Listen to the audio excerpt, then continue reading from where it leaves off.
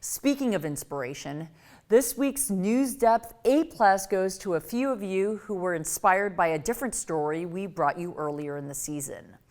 Remember that young environmental activist we told you about, Greta Thunberg? Well, Elise Apewokin and Hansika Vadakapurapu from Mason Elementary in Mason were inspired by watching Greta on NewsDepth and wondered what they could do to help right here in Ohio.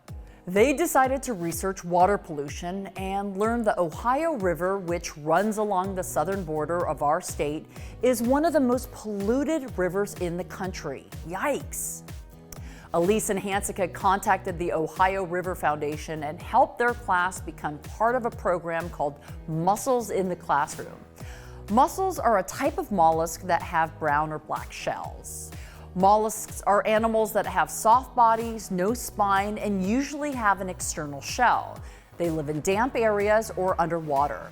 Think snails, slugs, and octopuses.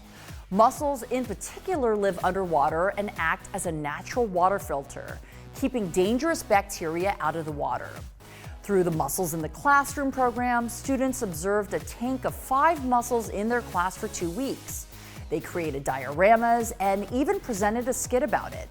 Elise said she was inspired to research clean water because I've always been fascinated with water, and even as a kid, I would want to swim in lakes that I wasn't allowed to. And Hansika said her favorite part of the project was looking at pictures of the mussels and finding out what they look like on the inside. Both Elise and Hansika hope to continue learning and volunteering in river cleanup activities. Great work, Elise, Hansika, and your entire class. Sounds like you have quite the future as clean water activists.